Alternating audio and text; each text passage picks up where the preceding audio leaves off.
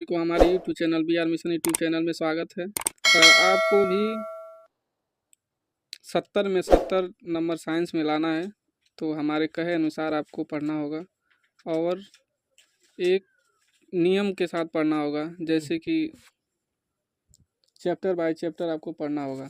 कहीं भी रहिए, एक बार वीडियो खोलकर आपको देखकर पढ़ते रहिए। तो जैसे हमारा तीन वीडियो बना है 3 चैप्टर पर। जो बायो का पहला चैप्टर था, अब और केमिस्ट्री का दो वीडियो बन चुका है, तो तीसरा वीडियो केमिस्ट्री का है। और यह नोट्स बहुत ही मेहनत से बनाया गया है। अगर आपको अच्छा लगे तो फिर वीडियो को लाइक, चैनल को सब्सक्राइब और ये वीडियो को और अपने दोस्तों के पास शेयर कर दीजिएगा, ताकि उनको भी इस वीडियो से लाभ हो सके। आगे बढ़ते हैं।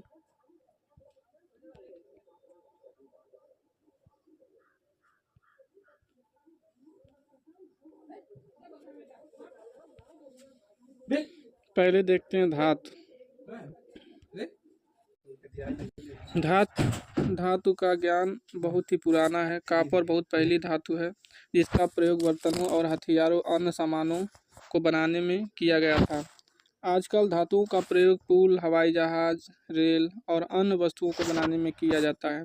तो ये धातु के बारे में कुछ बेसिक नॉलेज है कि धातु का प्रयोग कहाँ कहाँ किया जाता है। दूसरा, धातु का उदाहरण क्या है? तो आयरन जैसे लोहा हुआ, कॉपर Cu, एल्युमिनियम, एक मिनट,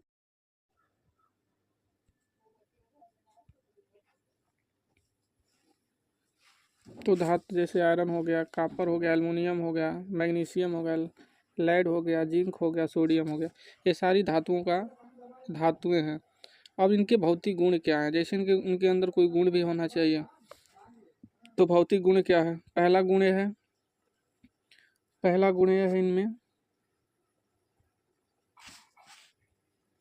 पहला गुण है कि धातुओं की सतह चमकदार होती है। इस गुण को धात्विक चमक कहते हैं। दूसरा, धात्विक समता कठोर होती है। प्रत्येक धातु की कठोर अलग अलग होती है। तीसरा गुण क्या है? तो तीसरा गुण ये है कि धातुओं को पीटकर उन्हें पतली चादर के रूप में ढाला जा सकता है। इसका गुण अधात्ववर्धता कहते हैं। इसके गुण का अधात्ववर्धता। चौथा गुण क्या है? तो चौथा गुण यह है कि धातु समता ऊष्मा की सुचालक होती है। पांचवा, ये धातु किसी कठोर सतह से टकराती हैं और आवाज़ उत्पन्न करती हैं। उन्हें ध्वनिक कहते हैं। छठवां गुण क्या है? छठवां गुण यह है कि इन धातुओं को तार के रूप में खींचा जा सकता है। धातुओं के इस गुण में तन्यता, इस धातु के गुण को तन्यता कहते हैं। ठीक, इसी तरह से आगे देखते हैं। कठोर धातुएं आयरन, कॉपर, एल्युमिनियम। नरम धातुएं सोडियम, पोटेशियम। सबसे अधिक आघातवर्धक धातु सोना, चांदी। ऊष्मा की सुचालक धातुएं चांदी, तांबा। सबसे अधिक तन्य धातु सोना। सबसे ऊष्मा की कुचालक धातुएं रेड और मरकरी। ठीक है। उसके बाद कुछ और गुणधर्म है।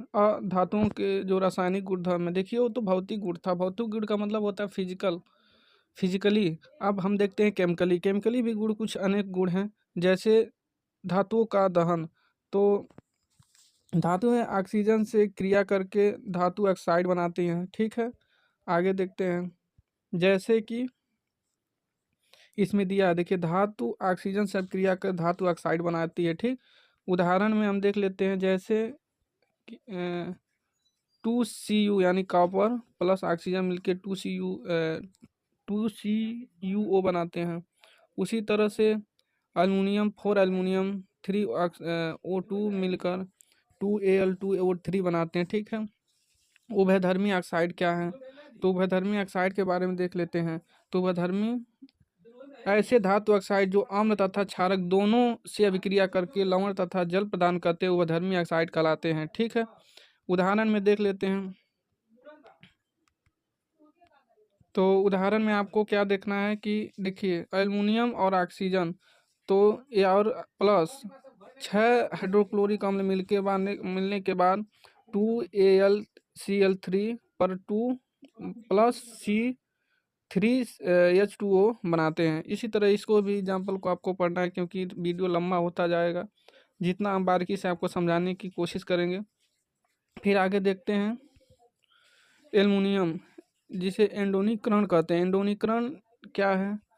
तो धातुओं पर एल्युमिनियम पर जो मोटी ऑक्साइड की परत बनने की प्रक्रिया, वायु के संपर्क में आने पर एल्युमिनियम में ऑक्साइड की पतली परत का निर्माण होता है। एल्युमिनियम ऑक्साइड की परतें इससे संक्षारण से बचती है, परंतु इससे परत को मोटा करके इसे संक्षारण से अधिक सुरक्षित किया जा सकता है। एवं एंडोनीकरण के लिए अमोनिया को एक साफ वस्तु में एंडो बनाकर सल्फ्यूरिक अम्ल के साथ उसका विद्युत अपघटन किया जा सकता है। ठीक है, इसको दोबारा आप लिख सकते हैं। नहीं, चलो।